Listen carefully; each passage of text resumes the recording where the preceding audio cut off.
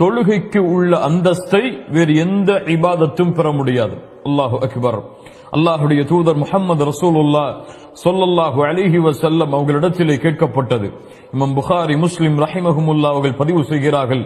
இப்னு மஸ்ஊத் ரலியல்லாஹு அன்ஹு அவர்கள் கூறுவதாக, ஒரு மனிதர் அல்லாஹுடைய தூதரிடம் வந்து கேட்டார், ஐயுல் அஅமாலி அஃதல், அல்லாஹுடைய தூதரே, அமல்களில் சிறந்தது எது? அல்லாஹு அக்பர். என்ன கேள்வி பாருங்கள். ஐயுல் அஅமாலி அஃதல், அமல்களில் சிறந்தது எது? அல்லாஹுடைய தூதர் முஹம்மது ரசூலுல்லாஹ் ஸல்லல்லாஹு அலைஹி வஸல்லம் என்ன சொல்லி ஆரம்பித்தார்கள் தெரியுமா?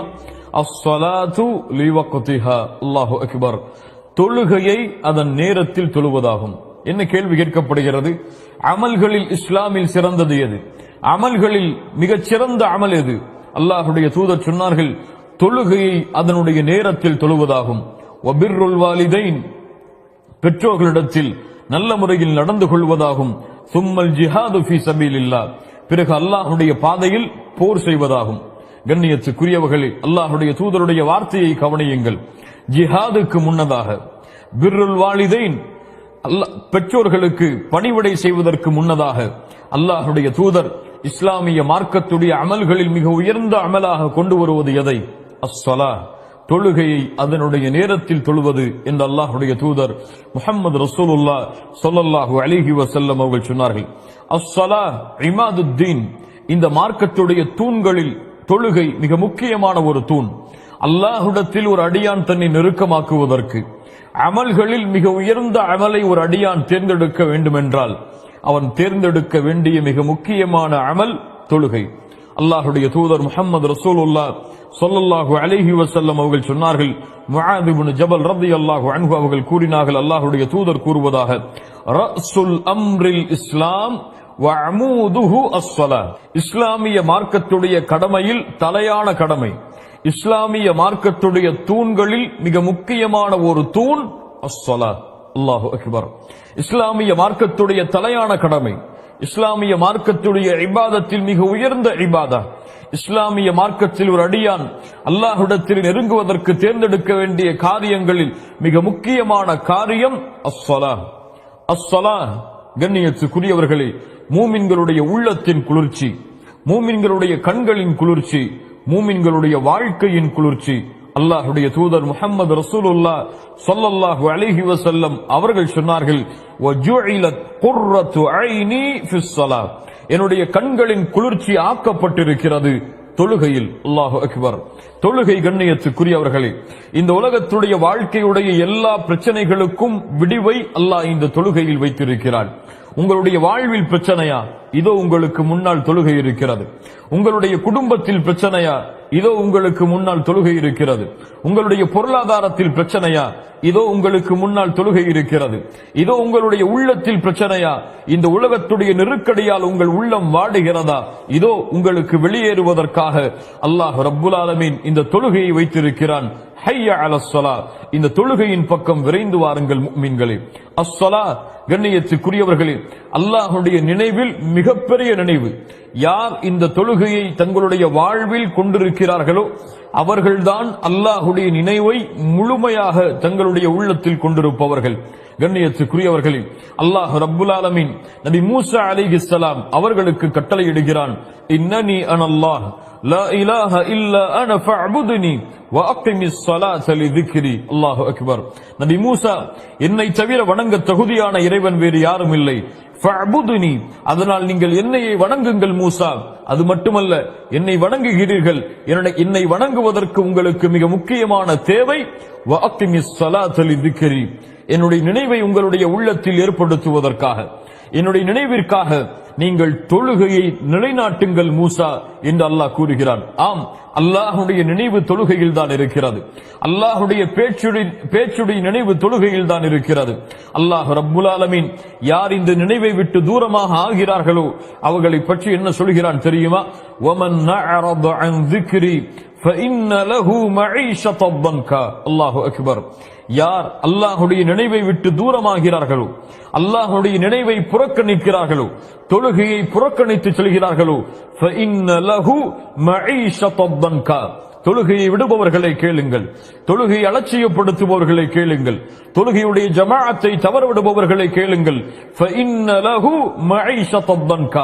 அவர்களுக்கு நெருக்கடியான வாழ்வை அல்லாஹ் ஏற்படுத்துவான்.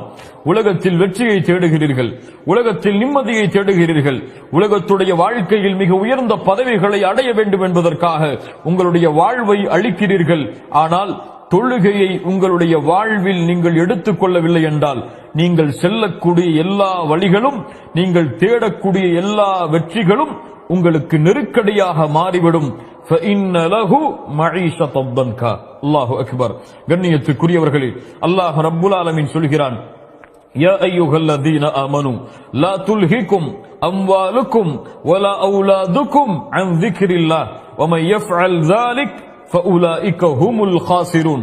ஈமான் கொண்டவர்களே, உங்களுடைய செல்வமோ உங்களுடைய குழந்தைகளோ லா துல்ஹிக்கும் அம்வாலுக்கும் வலா அவுலாதுக்கும் அன் ذிக்ரில்லாஹ், அல்லாஹ்வுடைய நினைவை விட்டு உங்களை திருப்பி விட வேண்டாம். யாரை எப்படி திருப்புகிறதோ அவர்கள் மிகப்பெரிய நஷ்டவாளிகளாக மாறிவிடுவார்கள் என்று அல்லாஹ் சொல்கிறான். தஃப்சீர் கலையுடைய எல்லா ஆசிரியர்களும் சொல்கிறார்கள், அல்லாஹ் இங்கே திக்ர், அவனுடைய நினைவை விட்டு திருப்பிவிட வேண்டாம் என்று சொல்கிறானே, இதனுடைய அர்த்தம் தொழுகையை விட்டு உங்களுடைய குழந்தைகளோ, தொழுகையை விட்டு உங்களுடைய செல்வங்களோ, தொழுகையை விட்டு உங்களுடைய வியாபாரமோ, தொழுகையை விட்டு உங்களுடைய உலக வாழ்வோ எதுவும் உங்களை திருப்பிவிட வேண்டாம். அப்படி திருப்பிவிட்டால் உங்கள் செல்வமோ, உங்களுடைய குடும்பமோ, உங்களுடைய ஊரோ, உங்களுடைய நாடோ, உங்களுடைய தொழிலோ, உங்களுடைய செல்வமோ, உங்களுடைய படிப்போ, நீங்கள் மிகப்பெரிய நஷ்டவாளிகளாக மாறிவிடுவீர்கள். எதில் நஷ்டம்? இந்த உலகத்திலும் மறுமையிலும் மிகப்பெரிய நஷ்டவாளிகளாக நீங்கள் மாறிவிடுவீர்கள் என்று அல்லாஹ் ரப்புல் ஆலமீன் இந்த வசனத்தின் மூலமாக எமக்கு உணர்த்துகிறான். முஸ்லிம் ரஹிமஹுல்லாஹ் பதிவு செய்கிறார்கள், அபூ ஹுரைரா ரலியல்லாஹு அன்ஹு அவர்கள் கூறுவதாக, தொழுகையின் சிறப்பை கேளுங்கள் முஃமின்களே. அல்லாஹ்வுடைய தூதர் முஹம்மது ரசூலுல்லாஹ் ஸல்லல்லாஹு அலைஹி வஸல்லம் அவர்கள் கேட்டார்கள் சஹாபாக்களை பார்த்து, உங்களுடைய வீட்டின் வாசலின் அருகே ஆறு ஓடுகிறது, அந்த ஆற்றில் ஒவ்வொரு நாளும் 5 முறை நீங்கள் குளித்தால் உங்களுடைய உடம்பில் உங்களிடத்தில் அழுக்குகள் ஒட்டுமா, அழுக்குகள் இருக்குமா? சஹாபாக்கள் சொன்னார்கள், அல்லாஹ்வுடைய தூதரே, எந்த அழுக்கும் இருக்காது. அல்லாஹ்வுடைய தூதர் முஹம்மது ரசூலுல்லாஹ் ஸல்லல்லாஹு அலைஹி வஸல்லம் சொன்னார்கள், ஃபதாலிக மஸலுஸ் ஸலவாத்தில் ஹம்ஸ் யம்ஹுல்லாஹு பிஹின்னல் ஹதாயா. இந்த உதாரணம் எதற்கு உதாரணம் தெரியுமா? தொழுகைக்கு உதாரணம்.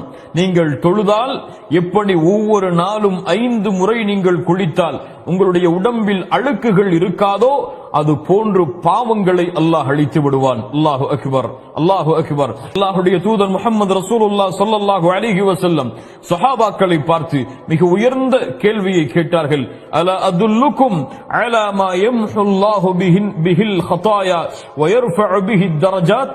உங்களுடைய பாவங்கள் அழிக்கப்பட்டு உங்களுடைய அந்தஸ்துகள் அல்லாஹ்விடத்தில் உயர்த்தப்பட வேண்டுமா? யாருக்கு வேண்டாம் இந்த சிறப்பு? யாருக்கு வேண்டாம் இந்த சிறப்பு? பாவங்களையும் செய்து அல்லாஹ்விடத்தில் அந்தஸ்தை ஒவ்வொரு நாளும் குறைத்துக் கொண்டிருக்கக்கூடிய எமக்கு இந்த கேள்வியுடைய பதில் மிக முக்கியமானது இல்லையா? கேளுங்கள். அல்லாஹ்வுடைய தூதர் முஹம்மது ரசூலுல்லாஹ் ஸல்லல்லாஹு அலைஹி வஸல்லம் சொன்னார்கள், அவர்கள் பேசுவது மனோ இச்சை அல்ல, அல்லாஹ்வுடைய வஹி. கேட்டார்கள், உங்களுடைய பாவங்கள் எல்லாம் அழிக்கப்பட்டு உங்களுடைய அந்தஸ்து அல்லாஹ்விடத்திலே உயர்த்தப்பட வேண்டுமா? ஆம் அல்லாஹ்வுடைய தூதரே.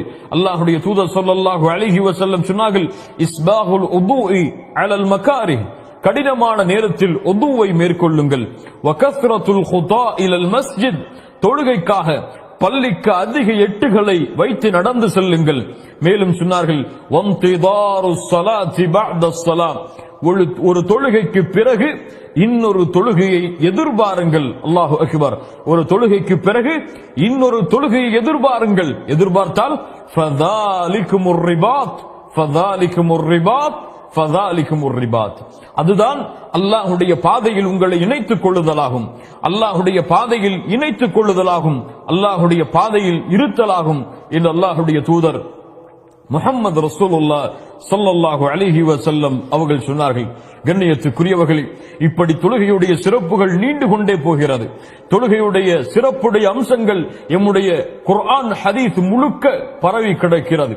அதே நேரத்தில் யார் இந்த தொழுகையை விடுகிறார்களோ, யார் இந்த தொழுகையை பாழாக்கிறார்களோ, யார் இந்த தொழுகையை வேண்டுமென்றே தவறவிட்டு உதாசீனப்படுத்துகிறார்களோ அவர்களுக்கு எச்சரிக்கையும் இந்த இஸ்லாமிய மார்க்கம் கொடுக்காமல் இல்லை.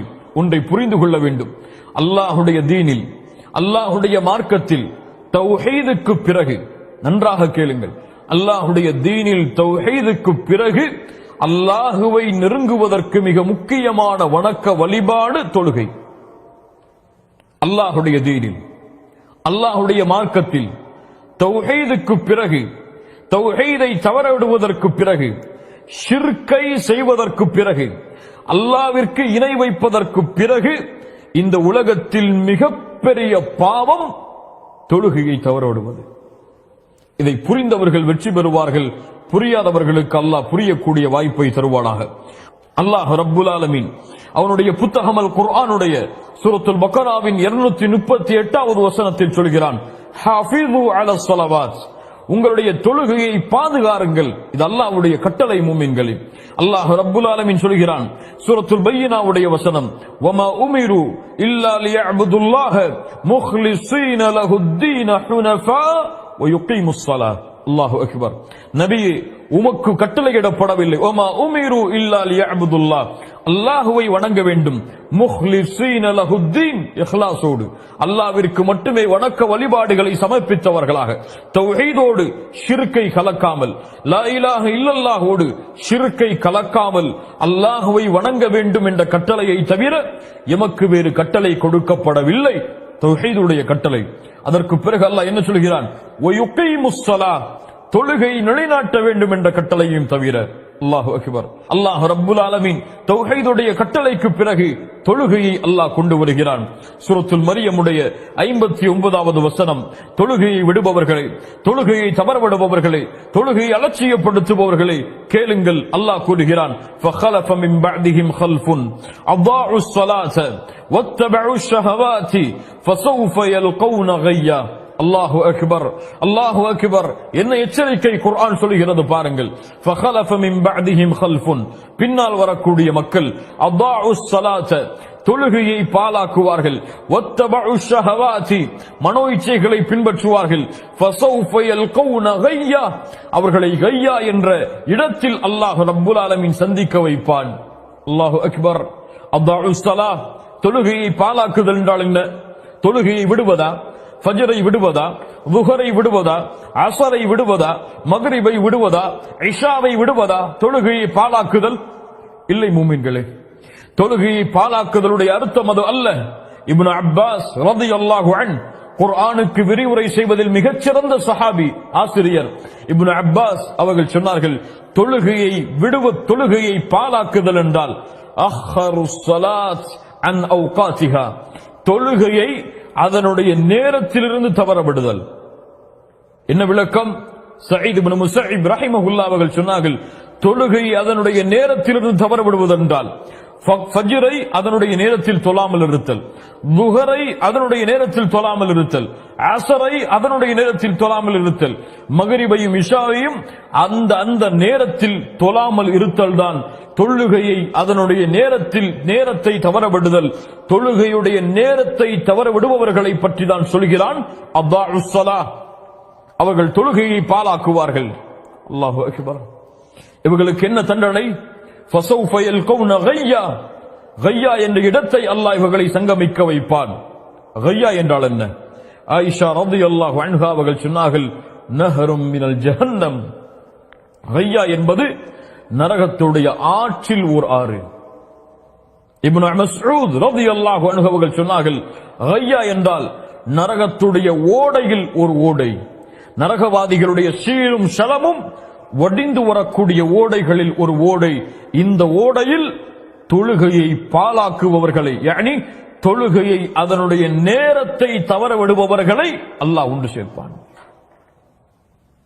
யா தாரிகஸ் ஸலா, யா தாரிகஸ் ஸலா, தொழுகையை விடுபவனே, இந்த எச்சரிக்கை உன் காதில் விழவில்லையா? அல்லாஹ்வுடைய எச்சரிக்கையை கேளுங்கள்.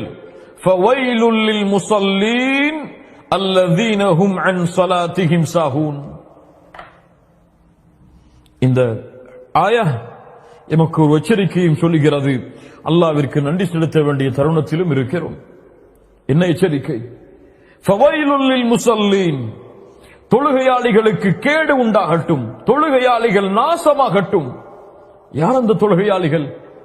அல்லதீனஹும் அன் ஸலாத்திஹிம் சாஹூன், தொழுகையில் இருந்து அலட்சியமாபவர்கள், தொழுகையில் இருந்து பொடுபோக்காக இருப்பவர்கள். தொழுகையின் உள்ளே பொடுபோக்காக இருப்பவர்கள் என்றால் நம்முடைய நிலைமை என்ன? தொழுகையின் உள்ளே அலட்சியப்படுத்துபவர்கள் என்றால் நம்முடைய நிலைமை என்ன? அல்லாஹ் என்ன சொல்கிறான்? தொழுகையில் இருந்து சஅத் இப்னு அபி வக்காஸ் ரலியல்லாஹு அன்ஹு அவர்கள் சொன்னார்கள், இவர்கள் யார்? தொழுகையை அதனுடைய நேரத்தில் தொழாமல் தவறவிடுபவர்கள். அல்லாஹு அக்பர். அல்லாஹ் ரப்புல் ஆலமீன் சொல்கிறான், ஃபீ ஜன்னாத்தி யதசாஅலூன் அனில் முஜ்ரிமீன் மா ஸலககும் ஃபீ ஸகர் காலூ லன் நகும் மினல் முஸல்லீன். சூரத்துல் முத்தஸிருடைய 43வது வசனம் வரை படித்து பாருங்கள். அல்லாஹ் கூறுகிறான், சொர்க்கவாதிகள் நாளை மறுமையில் நரகவாதிகளை பார்த்து கேட்பார்கள், மா ஸலககும் ஃபீ ஸகர், இந்த சக்கர் என்ற நரகத்தில் உங்களை கொண்டு வந்து சேர்த்தது எது? சக்கர் என்ற நரகத்தை நீங்கள் அடைவதற்கு காரணம் எது? என்ன சொல்லுவார்கள் தெரியுமா? அந்த சக்கர் என்ற நரகவாதிகள் என்ன சொல்லுவார்கள் தெரியுமா? அல்லாஹ்விற்கு இணை வைத்தோம் என்று சொல்லுவார்களா? இல்லை. விபச்சாரம் செய்தோம் என்று சொல்லுவார்களா? இல்லை. பிற உயிர்களை கொலை செய்தோம் என்று சொல்லுவார்களா? இல்லை. என்ன சொல்லுவார்கள்? காலூ லன் நகும் மினல் முஸல்லீன், நாங்கள் தொழுகையை தொழக்கூடியவர்களாக இல்லை.